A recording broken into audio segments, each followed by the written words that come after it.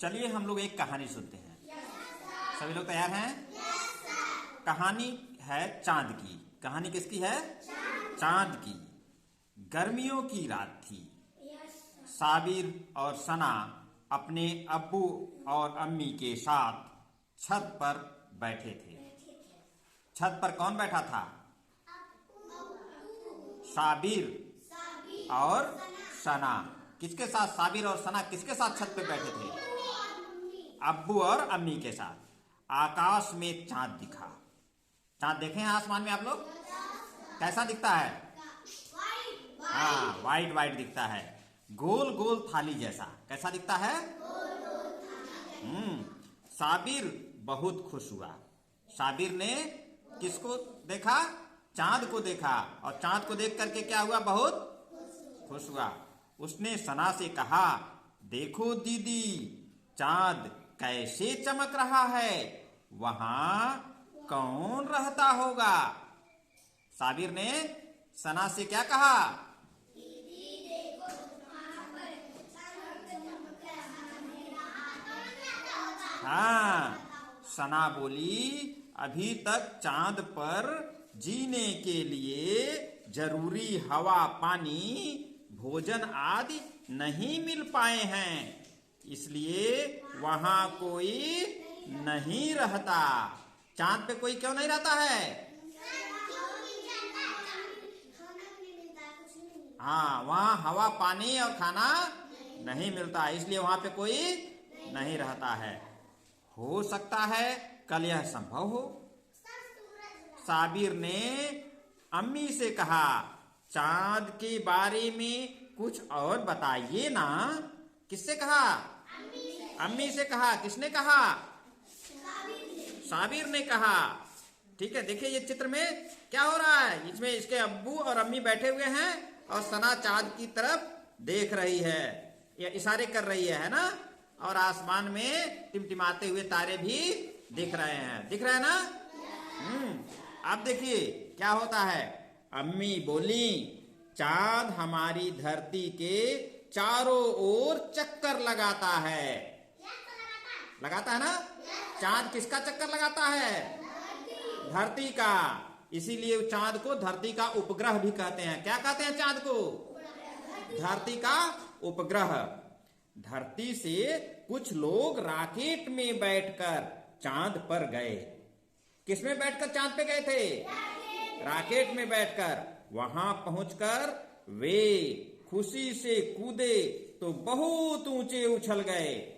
जब वो लोग वहां पहुंचकर खुशी से कूदे तो क्या हुआ? हाँ, बहुत ऊपर तक उछल गए। चांद पर बड़ी बड़ी चट्टानें और गड्ढे हैं। जैसे धरती पर चट्टानें और गड्ढे हैं ना, हाँ, उसी तरह से चांद पे भी चट्टानें और गड्ढे हैं। वे लोग वहां से मिट्टी और चट्टानों के नमूने धरती पर लेकर आए। कहां से लेकर आए? चांद पर से। कहां से लेके आए? चांद पर से। साबिर ने पूछा, चांद पर इतनी चमक कहां से आती है? अब्बू ने बताया, चांद को सूरज से प्रकाश मिलता है। चांद को किससे प्रकाश मिलता है? हाँ, हमारी धरती को भी सूरज से प्रकाश मिलता है। हमारी धरती को प्रकाश मिलता है ना? कहां से मिलता है? सूरज से। और जब सूरज से प्रकाश मिलता है तो धरती पर क्या होता है? दिन होता है कि रात? दिन होता है। और जब सूरज से प्रकाश नहीं मिलता तब क्या होता है? रात। बहुत अच्छे। सूरज को रोशनी कौन देता है? साबिर ने फिर पूछा, कौन देता है सूरज को रोशनी? चांद देता है। हाँ हाँ, सूरज की अपनी रोशनी है, क्योंकि वह क्या है? तारा है। क्या है? सूरज क्या है? हाँ, सूरज एक तारा है। तारों की अपनी रोशनी होती है। देखिए लिखा हुआ है ना, आसमान में ये जो तारे टिमटिमा रहे हैं वे सब हमारे सूरज की तरह हैं। जो आसमान में तारे दिखते हैं रात को, वो किसकी तरह हैं? हाँ, सूरज की तरह। उनमें कुछ तो सूरज से भी बड़े हैं। किससे बड़े हैं तारे?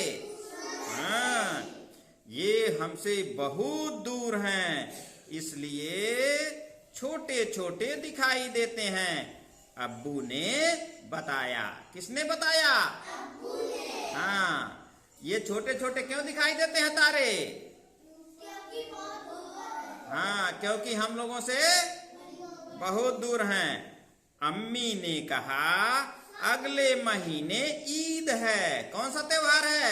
ईद। हाँ, तब तुम्हें चांद की कहानियां सुनाएंगे। अम्मी ने किसकी कहानी सुनाने के लिए कहा? चांद को। कब कहा? ईद के त्योहार पर। किस त्योहार पर? हाँ, तो इस प्रकार से साबिर और सना को उसकी अम्मी और अब्बू ने चांद के बारे में बहुत सारी बातें बताई। ठीक है। अच्छा, यहाँ देखिए जो चांद का चित्र दिख रहा है, इसमें जरा देखिए तो ये कि इस तरह का चांद दिखता है क्या? नहीं दिखता है। दिखता है। कभी छोटा हो जाता है, फिर धीरे धीरे बड़ा होता है, फिर बड़ा होता है, फिर बड़ा होता है, और सबसे बड़ा हो जाता है पूर्णिमा के दिन। ठीक है ना? पूर्णिमा के दिन पूरा चांद दिखता है, और फिर धीरे धीरे छोटा होना शुरू होता है, और छोटा होता होता होता होता होता अमावस्या के दिन पूरा गायब हो जाता है ना? हाँ, तो इस प्रकार से चांद का कोई एक निश्चित आकार नहीं होता है। होता है? नहीं होता है। ठीक है। तो आज के लिए ये कहानी अब आप लोग अपने से पढ़िए और उसको लिखिए भी। ठीक है? ठीक है ना?